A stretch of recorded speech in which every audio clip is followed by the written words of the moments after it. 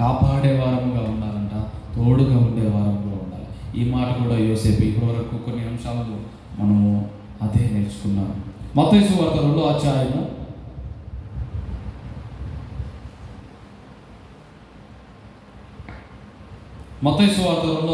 13వ వచనము. వారు వెళ్ళిన తరువాత ఇదిగో ప్రభుదూత స్వప్నమందు యోసేపుకు ప్రత్యక్షమై హేరోదు ఆ శిశువును సంహరింపవలెనని ఆయనను వెతకపోతున్నాడు గనుక నీవు లేచి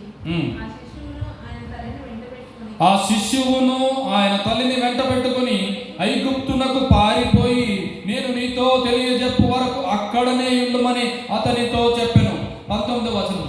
హేరోదు చనిపోయిన తర్వాత ఇదిగో ప్రభుదూత ఐగుప్తులో యోసేపునకు స్వప్నమందు ప్రత్యక్షమై నీవు లేచి శిశువును తల్లిని తోడుకొని ఇశ్రాయేలు దేశమునకు వెళ్ళుము. శిశువు ప్రాణము తీయజూచుచుండిన వారు చనిపోయిరని చెప్పెను.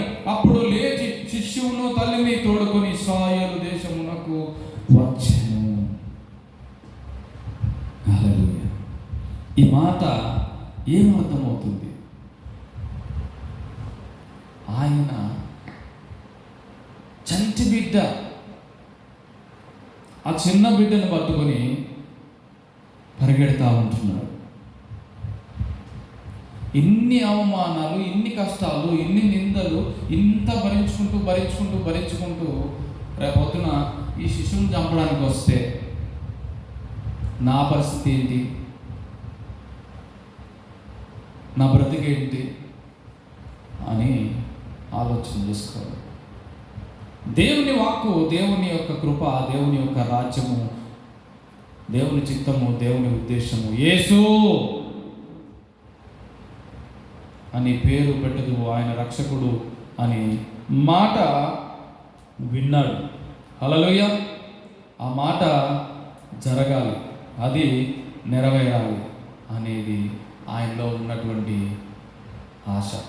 ఆ సంకల్పము ఆయన తీసుకున్నాడు. ఆ సంకల్పం చొప్పున ఆయన నడుస్తున్నాడు. మనము కూడా నిర్ణయాలు చేస్తాం.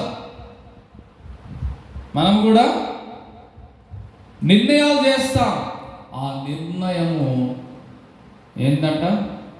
తుదముట్టించేంత వరకు ఉండమంట.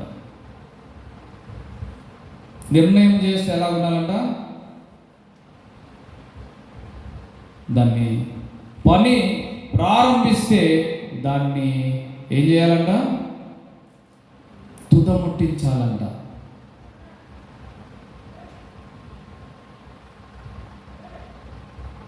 ఏ పనిని ప్రారంభించిన, కుటుంబంలో ఒక పని అనుకుంటే ఆ పని ప్రారంభించినామంటే ఆ పని ముగించాలి. సంఘంలో సహవాసంలో ఒక పని అనుకున్నామంటే ఆ పనిని ముట్టించాలంట. కడ ముట్టించాలి, తుద ముట్టించాలి, జరగాలి, జరిగి తీరాలి. కంపెనీలో ప్రాజెక్ట్ ఉందంటే ఆ ప్రాజెక్టు కంప్లీట్ అయ్యేంత వరకు ప్రతి ఎంప్లాయీ డెడికేటెడ్గా వర్క్ చేస్తారు. అవునా? మరి సహవాసం కూడా అటువంటిదేనండి. అది ఒక యజమానుడి పని, ఇది నీ యజమానుడి పని, పైన ఉన్నటువంటి గొప్ప యజమానుడి పని, సర్వోన్నతుని పని, దైవశక్తుని పని, దైవ కుమారుని పని. నీవు నేను ఎన్నుకోబడ్డా, నీవు నేను ఏర్పాటు చేయబడ్డా. కాబట్టి ఎలాగుండాలంట? ఎక్కడికి వెళ్ళమంటే అక్కడికి దూతను నడిపిస్తున్నాడు. వెళ్ళని ఏంజెల్ ద్వారా దేవుడు నడిపిస్తున్నాడు. అక్కడికి వెళ్ళు, ఇక్కడికి రా, అక్కడుండు, ఇక్కడుండు. ఎంతెంత కష్టాలు పడ్డారు కదండి. మనం కూడా ఈ పరిచర్య అక్కడ రేపు ఏం జరుగుతుందో తెలియదు వాళ్ళకి. ఇంకా ఈయన రక్షకుడు పెద్దగైన తర్వాత ఏం చేస్తాడు అని చూడలేరు వాళ్ళు. ఇంకా చూసారా? చూసి నేను అలా నడిపిస్తున్నారా? కాదండి.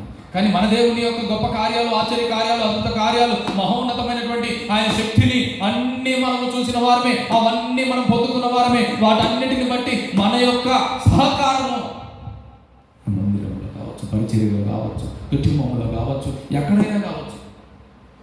బిడ్డకు మీరు చెప్పగలగాలి, అమ్మ ధైర్యంగా ఉండు, మనం మంచి విజయాన్ని చూడబోతున్నాం. తండ్రికి మీరు చెప్పాలా, నాన్న ధైర్యంగా ఉండండి, దేవుడు మనకు తోడుగా ఉన్నాడు. తల్లికి చెప్పగలగాల, భర్తకు చెప్పగలగాల, భార్యకు చెప్పగలగాల, అందరికీ చెప్పే వారముగా ఉండాలి. మనం దేవుని యొక్క కృప ద్వారా మనమందరం ఆశీర్వదించబడినవారు.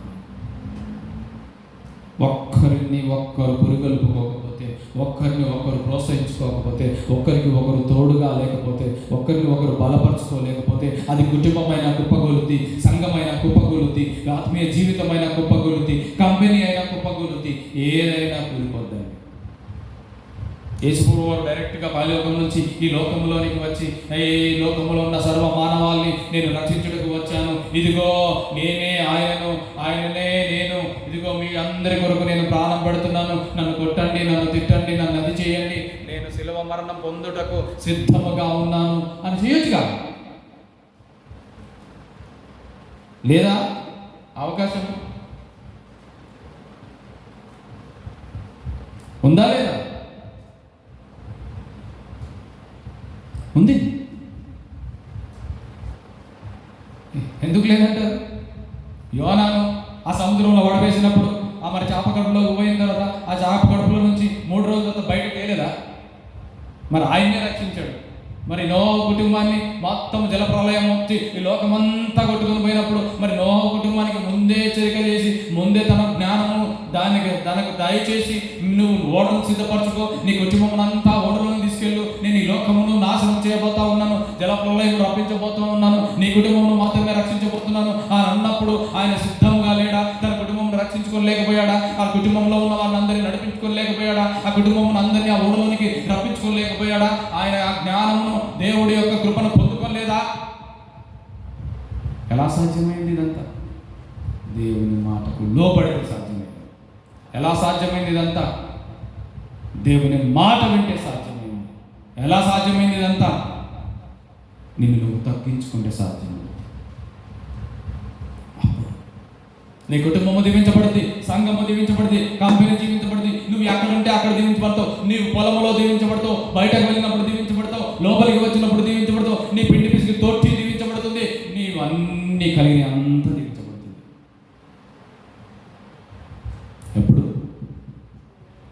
లోబడ్డప్పుడు, ఎప్పుడు? మాట విన్నప్పుడు, ఎప్పుడు? అంగీకరించినప్పుడు, ఎప్పుడు? వదులుకున్నప్పుడు.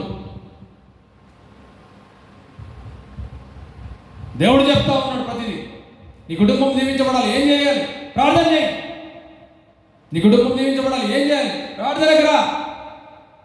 నీ కుటుంబం దీవించబడాలి, ఏం చేయాలి? ప్రతినిత్యము దాన్ని ధ్యానించు. ధర్మశాస్త్రమును దివారాత్రములు దాన్ని ధ్యానించేవాడు ధన్యుడు. ధ్యానిస్తున్నామా? ప్రార్థన చేస్తున్నామా? కుటుంబ ప్రార్థనలు కలిగి ఉంటున్నామా? ఆ జీవితం ఉందా? ఆ ఆత్మీయత ఉందా? ఆ విశ్వాసం ఉందా? ఆ నమ్మకం ఉందా? శ్రమ ఉంది, అందరం కలిసి మోకరించి ప్రార్థన చేద్దాం, దేవుడు సహాయం చేస్తాడు అని ప్రార్థన చేయగలుగుతున్నామా? నీ బిడ్డలకు ఎగ్జామ్స్ ఉన్నాయి, అమ్మా నీకు ఎగ్జామ్స్ ఉన్నాయి, రా ఈరోజు ప్రార్థన చేద్దాం, 1 గంట కూర్చోబెట్టు. నువ్వెంత చదివితే అంత నీ మైండ్లోకి దేవుడు పెట్టేస్తాడు. చదవద్దు అనట్లేదు, చదవాలి, ప్రార్థన కూడా చేయాలి, దేవుని సహకారం ఉంటుంది.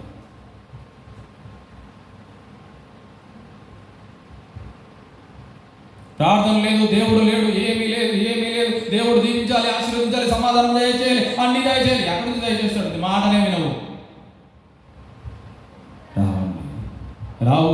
ప్రియ సహోదరుడా, ఈ మాట వినండి జాగ్రత్తగా. వీరందరూ మాట విన్నారు. యోసేపు మాట వినింది, మరియ మాట వినింది.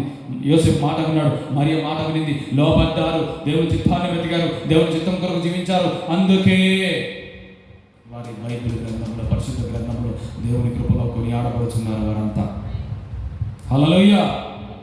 ఈ పండగ వచ్చిందనే కాదు, ప్రతి ఊర్లోనూ, ప్రతి గ్రామంలోనూ, ఎక్కడ పడితే అక్కడ మరి యేసుక్రీస్తు వంశావళిలో వీరున్నారు అని అంటే అది ఎలా సాధ్యమైంది? లోపడితే సాధ్యమైంది. ఎలా సాధ్యమైంది? మాట వింటే సాధ్యమైంది. ఎలా సాధ్యమైంది? సమర్పించుకుంటే సాధ్యమైంది. ఎలా సాధ్యమైంది? ఆజ్ఞ చొప్పున నడిస్తే సాధ్యమైంది. హల్లెలూయా.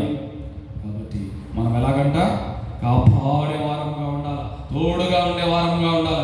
ఎవరికైనా సరే, అన్న అక్కకి అన్నకి తోడు, అక్క తమ్ముడికి తోడు, చెల్లి అక్కకు తోడు, కుటుంబానికి తోడు, భార్య భర్తకు తోడు, భర్త భార్యకు తోడు, సహవాసంలో సంఘ పెద్దలు తోడు, సంఘ పెద్దలకు విశ్వాసులు తోడు, మరి సంఘమంతా కలిపి సంఘ కాపరికి తోడు, సంఘ కాపరులందరూ కలిపి దేవుని యొక్క రాజ్యం కట్టుటకు తోడు. ఇవేవి లేకపోతే ఏది జరగదండి.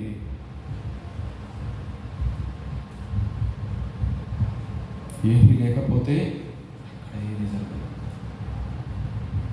కాబట్టి మనం ఎలాగుండాలంట? తోడుగా ఉండడం నేర్చుకోవాలా. నువ్వు ఎవరికి తోడుగా ఉండాలో వారికి తోడుగా ఉండు. నీ బాధ్యత ఎక్కడ అవసరమైతే అక్కడ నీ బాధ్యత నెరవేర్చు. అప్పుడు దేవుడు నిన్ను కనపరుస్తాడు. హల్లెలూయా. 4వదిగా ఆరాధించే వారముగా ఉండాలి. ఇవన్నీ ఉన్నట్టుగానే ఆరాధన నీ జీవితం